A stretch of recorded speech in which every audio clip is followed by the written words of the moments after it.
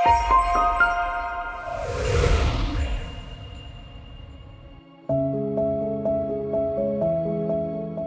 as many as are of the works of the law are under the curse.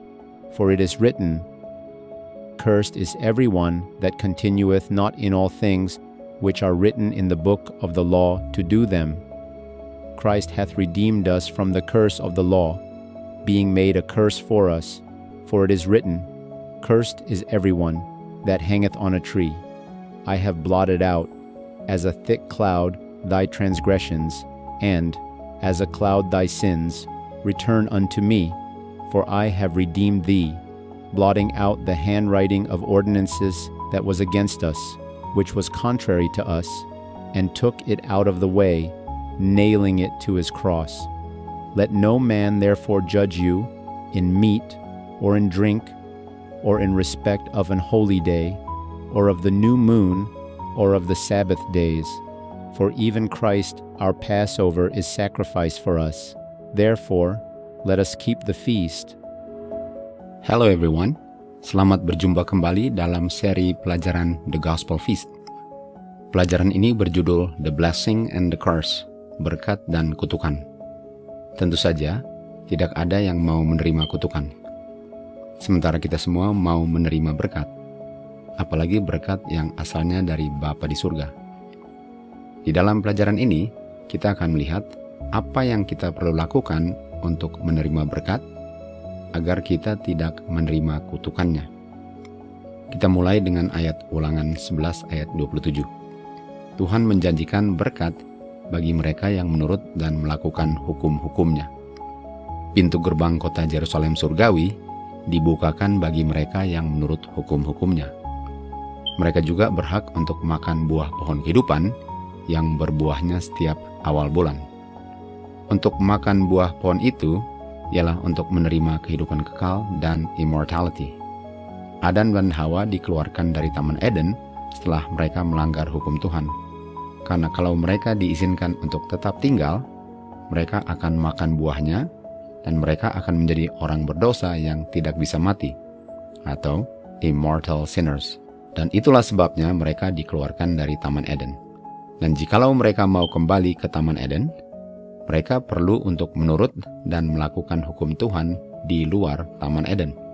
Artinya, untuk kita menurut dan melakukan hukum-hukum Tuhan sekarang, ialah untuk memenuhi syarat untuk kembali ke Taman Eden. Dan itulah berkatnya yang dijanjikan bagi mereka yang menurut dan melakukan hukum-hukum Tuhan. Abraham menurut dan melakukan hukum-hukum Tuhan, dan dia diberkati Tuhan. Namun Abraham belum memasuki kota Yerusalem itu. Dia mati tanpa menerima janji yang dijanjikan kepadanya. Dia sudah mati sebelum menerima janjinya. Artinya, tanah Kanaan di Timur Tengah sekarang bukan tanah perjanjian yang dijanjikan kepada Abraham dan seluruh keturunannya. Janjinya akan menjadi kenyataan setelah dia dibangkitkan, waktu Tuhan Yesus datang di awan-awan nanti. Tanah yang dijanjikan untuk didiami adalah tanah yang akan didiami oleh Abraham selama-lamanya, atau everlasting possession. Sementara Abraham sekarang sudah mati sebelum memasuki tanah perjanjian itu. Artinya, semua syarat yang berlaku bagi Abraham untuk memasuki kota yang dijanjikan itu berlaku juga bagi kita sekarang. Hukum-hukum yang perlu ditaati dan dilakukan oleh Abraham perlu juga untuk kita taati dan lakukan sekarang, kalau kita mau menerima berkatnya juga. Karena kita semua, termasuk Abraham, belum menerima janjinya yang dijanjikan kepada mereka yang obey dan do his commandments. Sebagaimana berkat dijanjikan bagi mereka yang menurut hukum-hukumnya, demikian juga kutukan dijanjikan bagi mereka yang tidak mau melakukan hukum-hukumnya. Terkutuklah mereka yang tidak obey hukum-hukum Tuhan, karena mereka tidak mau mendengar suaranya dan memelihara semua perintah-perintah dan statutes-nya. Mereka akan menerima semua kutukan yang adalah akibat daripada pelanggaran-pelanggaran mereka terhadap hukum-hukum Tuhan dan statutes-nya. Rasul Paulus menulis di buku Galati. Dia katakan, Terkutuklah setiap orang yang tidak melakukan semua yang tertulis di dalam buku hukum. Pertanyaannya, apa yang tertulis di dalam buku hukum atau the book of the law? Untuk menjawab pertanyaan ini, kita perlu mengerti cerita Raja Josiah. Bagaimana di zaman pemerintahannya, mereka mengalami kebangunan rohani atau revival yang adalah hasil daripada dibacanya the book of the law itu. Di waktu zaman Raja Hezekiah, mereka merayakan Passover, dan mereka menetapkan untuk membaca di hadapan banyak orang buku hukum itu atau the book of the law. Yang dibaca adalah pemeliharaan statutes yang ditulis oleh Musa yang adalah bagian daripada buku ulangan. And not as Moses, which put a veil over his face, that the children of Israel could not steadfastly look to the end of that which is abolished, but their minds were blinded. For until this day remaineth the same veil untaken away in the reading of the Old Testament, which veil is done away in Christ. But even unto this day, when Moses is read, the veil is upon their heart. Dan dengan mereka melakukan apa yang ditulis di dalam buku hukum Musa, itulah sebabnya zaman pemerintahan Raja Hezekiah dikaruniakan dengan kemakmuran yang sangat besar.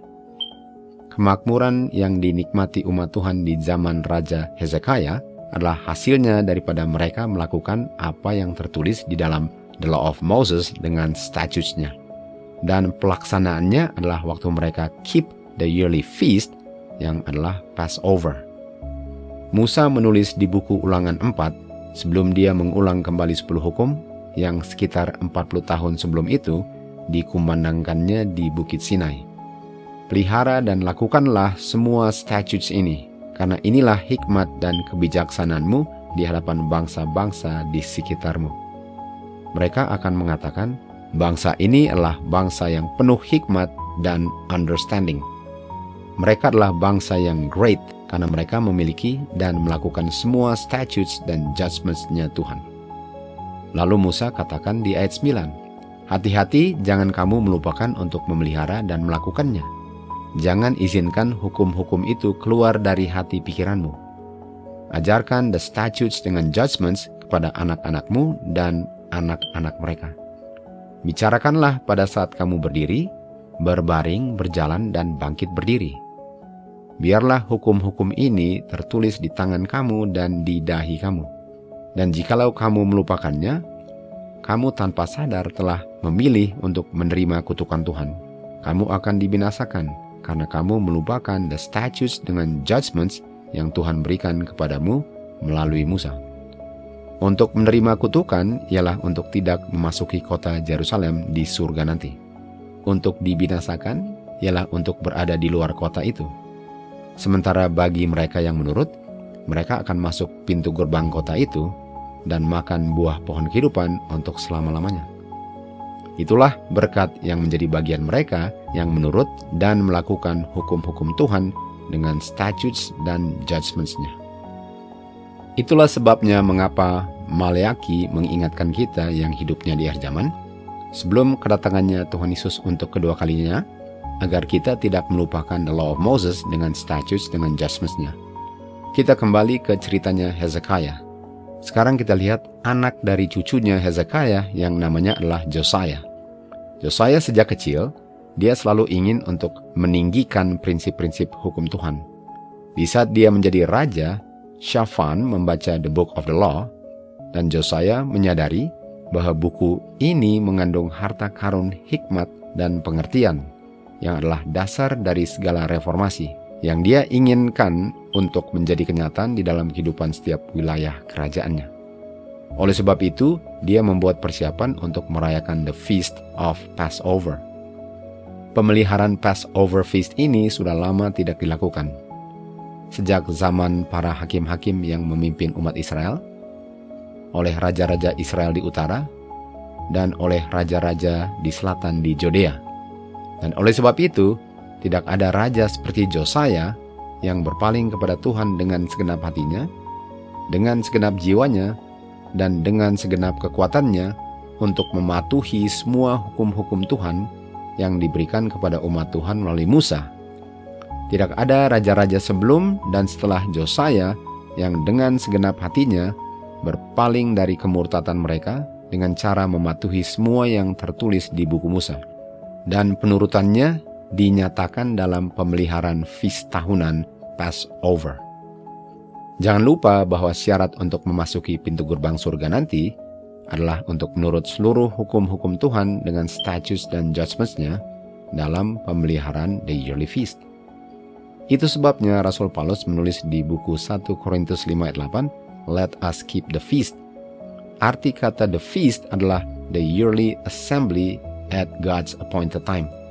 Kata feast di 1 Korintus 5 ayat 8 sama artinya dengan kata unholy day di Kolose 2 ayat 16, yaitu to observe a festival. Dan festival ini dirayakan annually atau tahunan. Sekarang kita meet dan drink setiap hari Sabat, hari ke-7, setiap bulan baru atau new moon, dan setiap hari raya tahunan yaitu unholy day. Inilah caranya yang Bapa bersama anaknya sudah rencanakan untuk keselamatan kita semua. Pertemuan-pertemuan ini dilaksanakan agar kita mengambil waktu dari kesibukan kita untuk mempelajari, membicarakan, merenungkan, memandang the love of God yang hanya bisa dilihat dengan sepenuhnya di kayu salibnya Kristus. Kita love God karena Dia sudah terlebih dahulu love kita. Dengan memandang the love of God, memandang kemuliaannya, karakternya, kebaikannya, kita dirubahkan dari setiap kali kita memandangnya dari glory to glory, dari karakter ke karakter, menjadi serupa dengan karakternya. Itulah sebabnya mengapa Rasul Paulus menghimbau agar kita tidak melalaikan waktu-waktu kita untuk gather together sebelum pintu kasihan kesempatan kita tertutup, sebagaimana yang ditulis oleh Zephaniah. Carilah righteousness, carilah Dia, sementara Dia masih dapat ditemukan, dan Dia akan ditemukan di pertemuan-pertemuan ini. Dia akan datang menghadiri feast ini. Dia akan datang melalui pekabaran-pekabaran firman-Nya yang jikalau diterima adalah hujan awal dan hujan akhir bagi kita yang kita butuhkan untuk dibersihkan dari setiap noda dosa kita dan di-empower untuk mengumandangkan pekabaran malaikat ketiga dengan suara yang nyaring sebelum 7 tulah mulai berjatuhan. Therefore, oleh sebab itu, let us keep the feast. Kita kembali ke ceritanya Josiah. Nama Josiah selalu diasosiasikan dengan kata revival. Artinya, kata revival juga perlu diasosiasikan dengan the law of Moses, dengan statutes dan judgments-nya. Dan the law of Moses diasosiasikan dengan pemeliharaan the feast of the Lord. Namun, murka Tuhan tetap akan dicurahkan kepada mereka, yaitu umat Tuhan. Bukan karena mereka mengalami revival yang terjadi di masa pemerintahannya Josiah, tetapi karena pelanggaran Raja Manaseh yang sangat besar, sehingga kutukan Tuhan tetap akan berlaku bagi mereka.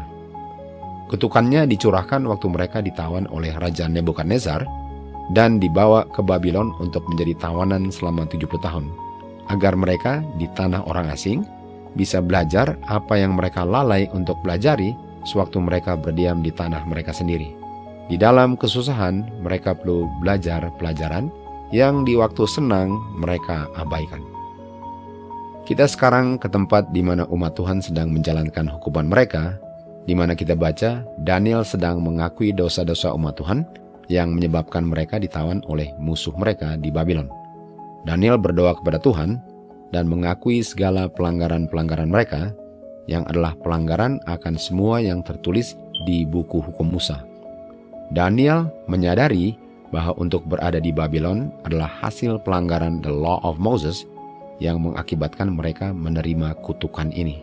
Sebagaimana yang tertulis di buku hukumnya Musa, keberadaan mereka di Babylon adalah hasil dari pelanggaran the law of Moses yang mana mereka sedang menjalankan sebagai kutukan.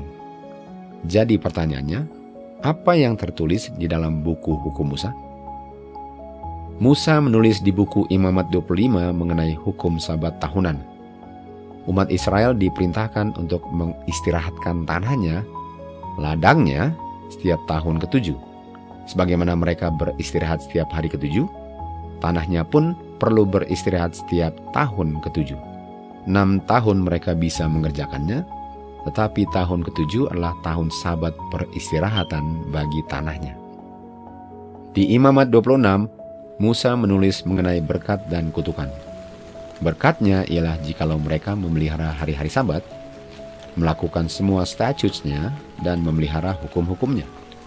Untuk memelihara statutes-nya Tuhan ialah untuk mengistirahatkan tanah ladangnya pada tahun ke-7. Tapi jikalau mereka tidak memelihara hukum-hukum Tuhan dengan statutes-nya, Tuhan akan mengizinkan musuh mereka untuk menawan mereka dan membawa mereka untuk ditawan di negeri musuh mereka. Mereka akan dicerai-beraikan di antara orang kafir, sehingga negeri dan tanah ladang mereka akan menjadi tandus, dan kota-kota mereka akan menjadi kota-kota tanpa penghuninya. Dengan kata lain, tanah ladangnya akan beristirahat selama penghuninya berada di tanah orang asing. Ladangnya akan menikmati peristirahatannya tahun-tahun sabatnya. Ladangnya akan menikmati peristirahatan tahun-tahun sabatnya, selama penghuninya tidak mendiaminya. Inilah kutukan yang mereka terima, agar tanah ladang dan negerinya dapat beristirahat selama jangka waktu yang dihutangkan kepadanya, yaitu 70 tahun. Artinya, dalam jangka waktu 490 tahun, mereka tidak mengistirahatkan tanah ladangnya setiap tahun ke-7-nya, sehingga mereka perlu untuk disingkirkan, agar tanahnya dapat beristirahat untuk selama 70 tahun, di mana jumlah tahun itu tanahnya tidak beristirahat sebelum penghuninya ditawan ke Babylon. Jadi walaupun bagi umat Israel tawanan mereka adalah kutukan, namun bagi tanah ladangnya hal itu adalah berkat. Kita tahu bahwa bumi kita ini usianya sekitar 6.000 tahun. 6.000 tahun penuh dengan pelanggaran hukum-hukum Tuhan. Bagi mereka yang mematuhi hukum-hukum Tuhan dengan status dan judgments-nya, bagi mereka diberikan berkat di mana pintu gerbang surga akan dibukakan bagi mereka. Dan umat Tuhan yang setia akan berada di kota itu untuk 1000 tahun lamanya. Dan pada waktu yang bersamaan, bumi ini juga untuk 1000 tahun lamanya beristirahat dari kehadiran penghuninya yang untuk selama 6.000 tahun melanggar hukum-hukum Tuhan dengan status dengan judgments-nya. Walaupun jumlahnya sedikit, namun ada yang memelihara hukum-hukumnya yang akan disingkirkan ke kota Yerusalem di surga untuk 1000 tahun, sementara bumi ini beristirahat. Dan setelah 1000 tahun berakhir, umat Tuhan yang berada di dalam kota Yerusalem di surga akan dikembalikan ke bumi ini dan akan mendiaminya untuk selama-lamanya. Bukan dalam kondisinya sebelum 1000 tahun, tetapi dalam kondisi yang sudah sangat berbeda. Karena bumi ini akan diciptakan kembali setelah dibakar. Yesaya katakan di langit baru dan bumi baru nanti, kita semua yang sekarang setia akan worship God. Dari bulan baru ke bulan baru, dan dari hari sabat ke hari sabat, yaitu hari ke-7. Tanah perjanjian yang dijanjikan adalah langit dan bumi baru nanti, bukan langit dan bumi di dalam kondisinya sekarang, yang sangat dipenuhi dengan kutukan-kutukan hasil pelanggaran hukum-hukum Tuhan dengan status dan judgments-nya. Waktu Abraham mati, dia belum menerima janjinya, tetapi dia sudah melihat dengan mata imannya kota itu dari jauh. Abraham melakukan seluruh hukum-hukum Tuhan dengan status dan judgments-nya. Kita pun perlu untuk melakukannya kalau kita mau bertemu dengan Abraham nanti. Kita perlu untuk melakukan apa yang Josiah lakukan. Kita perlu untuk melakukan apa yang Rasul Paulus ajarkan dan lakukan. Dia memelihara feast tahunan. Itulah sebabnya dia katakan, let us keep the feast. Bukan spiritual feast keeping yang banyak orang ajarkan sekarang, tapi literal feast keeping, di mana kita assemble together dan kita meet and drink di waktu-waktu yang Tuhan sudah tetapkan. Feast tahunan diberikan agar umat Tuhan tidak melupakan hari sabat, hari ke-7. Mari kita lihat fungsinya the statutes ini yang adalah bagian daripada the law of Moses. Fungsi daripada the statutes and judgments yang adalah bagian daripada law of Moses adalah untuk menjelaskan dan mendefinisikan 10 hukum Tuhan. Prinsip-prinsip hukum Musa diberikan agar umat Tuhan tidak terus-menerus melanggar the moral law-nya Tuhan.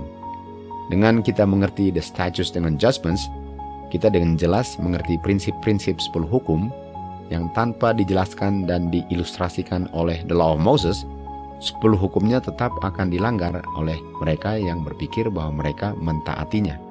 Dan itulah sebabnya mengapa Kristus memberikan kepada umat Israel melalui Musa the statutes dengan judgments yang kalau dilakukannya akan membuat mereka menjadi a great nation di hadapan bangsa-bangsa kafir di sekitar mereka karena semua statutes yang mereka pelihara.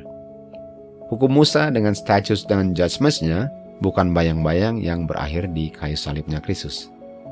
Artinya masih perlu untuk dilakukan atau dipelihara setelah Kristus mati di kayu salib. Karena untuk mengatakan bahwa statutes itu sudah dipakukan ke kayu salib, ialah untuk mengatakan bahwa dengan melanggar hukum Tuhan, pelanggarannya tidak akan menerima kutuk, tetapi akan diberkati dan akan masuk pintu gerbang surga nanti.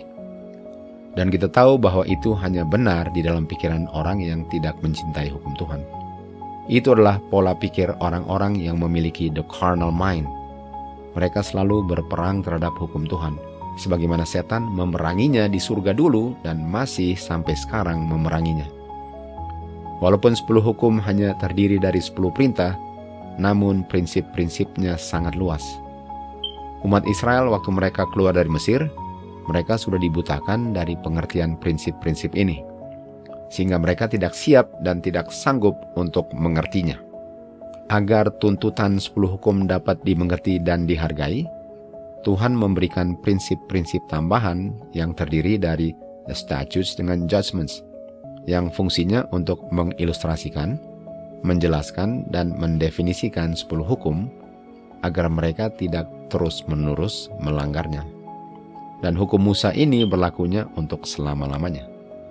Yang berakhir di kayu salib hanyalah the ceremonial law, bukan 10 hukum dengan the law of Moses yang menjelaskan arti spiritualnya the moral law, yang terdiri dari the statutes dan judgments.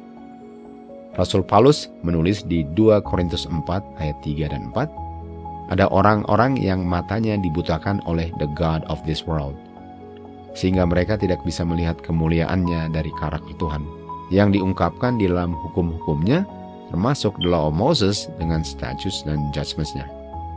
Prinsip-prinsip yang diilustrasikan dan dijelaskan oleh the law of Moses diajarkan Kristus di khotbah di atas bukit. Dia mengajarkan bahwa 10 hukum sudah dilanggar sebelum perbuatan jahatnya dilakukan, karena pelanggarannya sudah terjadi di dalam pikirannya.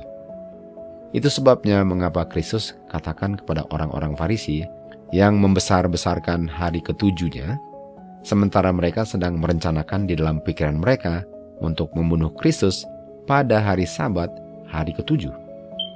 Ini adalah contoh dari fungsinya the statutes dan judgments yang adalah bagian daripada the law of Moses. Jadi, apa statutes yang diberikan kepada umat Israel dulu agar mereka tidak melanggar kekudusan hari Sabat? Kita tahu mereka sebelum Sinai melanggar hukum keempat dengan mencari untuk memungut mana yang mereka harapkan untuk dicurahkan pada hari Sabat, hari ketujuh. Lalu Tuhan berkata kepada Musa, berapa lama mereka menolak untuk menurut hukum-hukumku? Dan oleh sebab itu mereka tidak mengerti hukum keempat. Dan Tuhan melalui Musa memberikan the statutes yang jikalau mereka mentaatinya, mereka akan mengerti prinsip pemeliharaan kekudusan hari Sabat. Sehingga mereka tidak lagi melanggarnya sebelum mereka memasuki tanah perjanjian di bumi ini, dan khususnya di langit dan bumi baru nanti. Hari Sabat, hari ketujuh, jikalau dipelihara dengan sempurna, akan membuat umat Tuhan menjadi a great nation, sehingga umat Tuhan akan menjadi terang dunia. Jadi pertanyaannya, apa yang Tuhan berikan kepada mereka yang terus-menerus melanggar hukum keempat atau hari Sabat? Jawabannya sangat jelas, tanpa unsur kabur sedikit pun. Yang Tuhan berikan agar mereka tidak melanggar hukum keempat, hari Sabat, hari ketujuh, ialah the yearly feast atau festival-festival tahunan. Festival tahunan terdiri dari Passover sampai the Feast of Tabernacles. Feast tahunan ini kita bisa baca di buku Imamat 23 Dan feast-feast ini adalah a statutes forever. Hukum keempat bunyinya seperti ini. Ingat hari Sabat agar kamu memelihara kekudusannya. Feast tahunan ini diberikan agar umat Tuhan tidak melupakan kekudusannya hari Sabat hari ke-7. Sangat disayangkan karena banyak yang mengaku sebagai umat Tuhan di akhir zaman mengatakan bahwa mereka tidak perlu lagi untuk diingatkan betapa kudusnya hari Sabat itu, dengan mereka katakan bahwa setelah kayu salib, mereka tidak perlu lagi untuk keep apa yang Tuhan berikan kepada umat Israel. Seakan-akan mereka sudah memiliki perfect love yang dicultivate-nya waktu kita assemble together at the appointed time. Sehingga mereka tidak perlu lagi untuk keep the appointed time. Seakan-akan perjamuan kudus yang dilakukan kapan saja atau setiap kuartalan sudah cukup untuk mereka lakukan untuk dimeteraikan di dahi mereka. Waktu-waktu yang Tuhan sudah tetapkan untuk kebaikan dan keselamatan kita nampaknya tidak penting untuk di-observe, karena kita yang hidupnya mengulang sejarah zaman Nuh seakan-akan lebih wise dan lebih memiliki understanding daripada yang menetapkan the appointed times ini. Seakan-akan the appointed time ini hanya berlaku untuk mereka yang hidupnya sebelum kematian Kristus di kayu salib. Sementara Rasul Paulus di buku Kolose mengajarkan kepada kita untuk meat dan drink yang adalah lambang kehidupan kekal pada waktu-waktu yang sama yang di-observe mereka sebelum kayu salib. Dan di bumi dan langit baru nanti kita masih observe the appointed times yang kita observe di sini.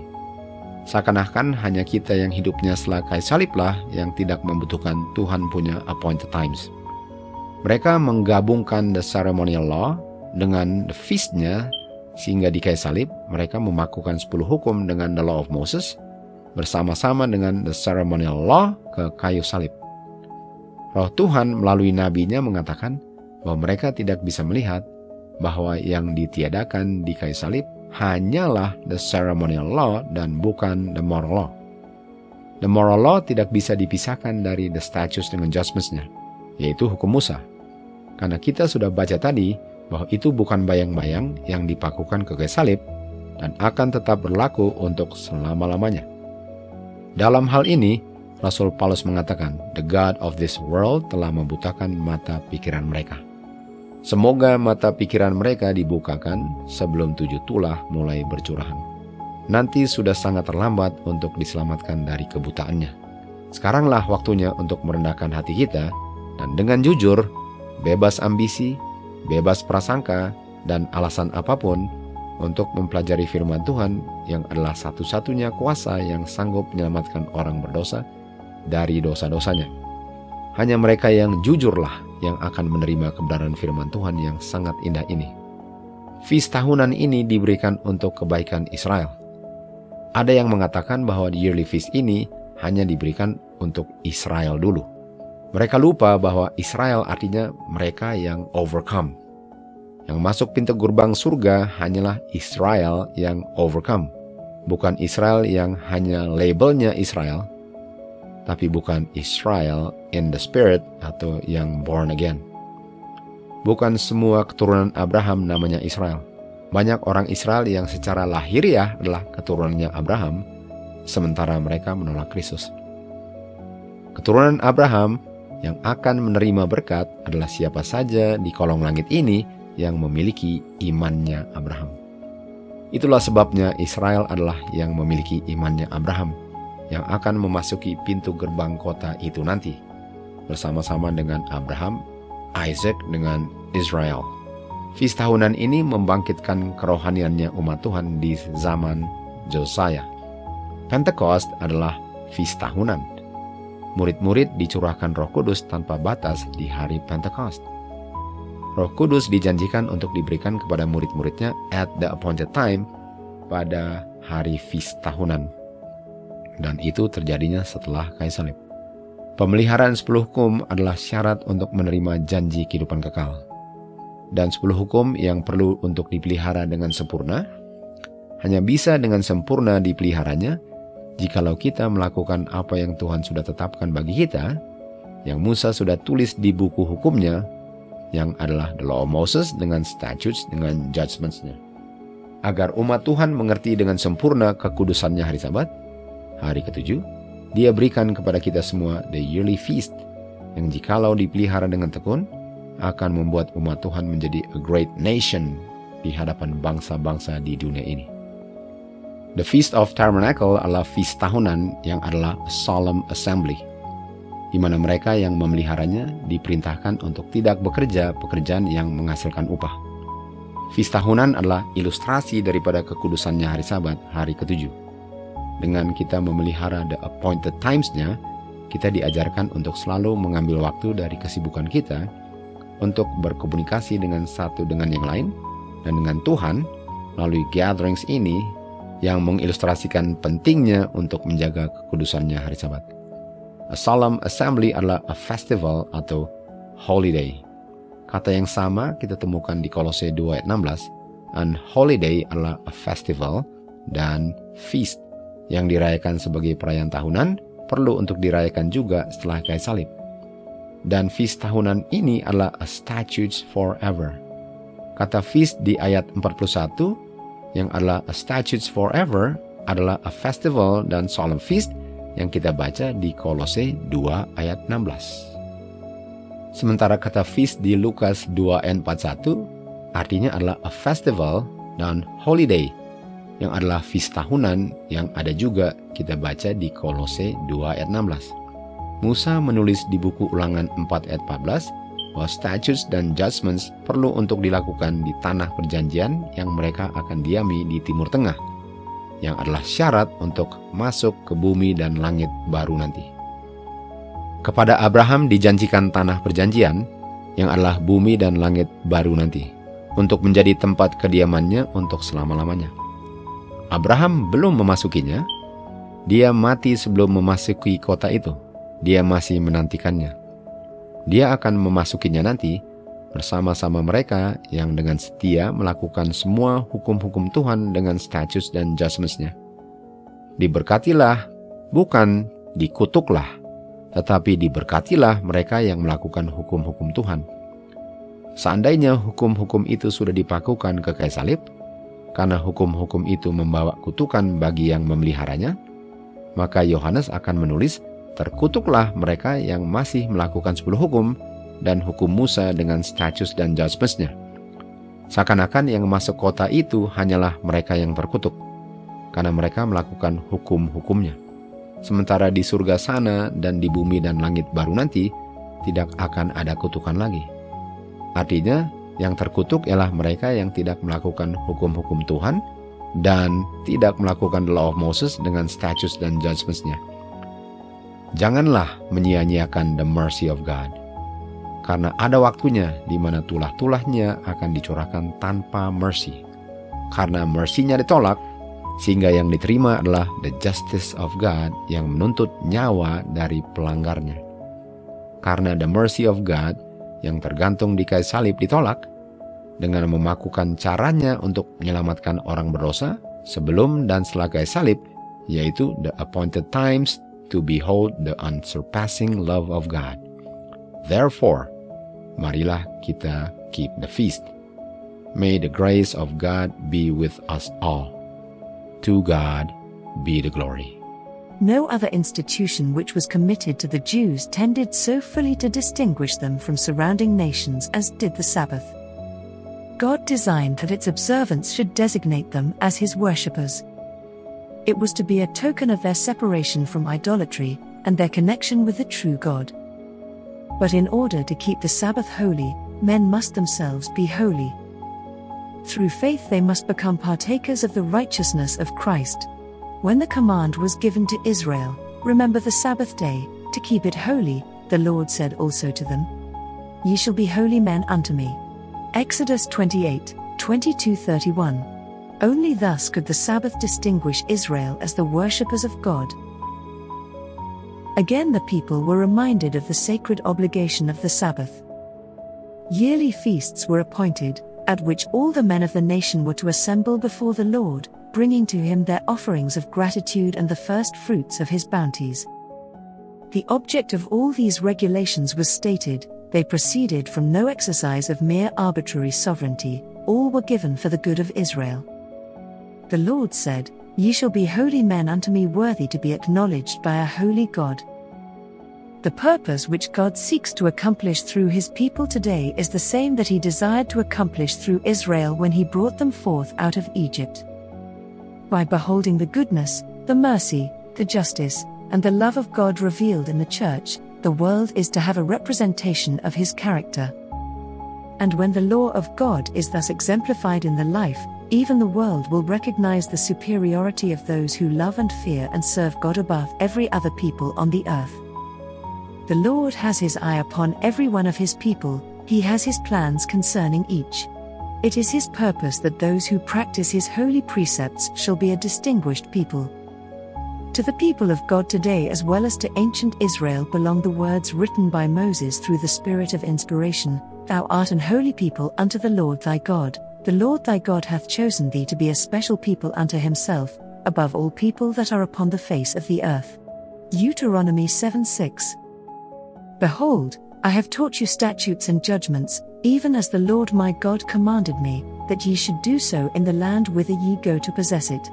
Keep therefore and do them, for this is your wisdom and your understanding in the sight of the nations, which shall hear all these statutes, and say, Surely this great nation is a wise and understanding people.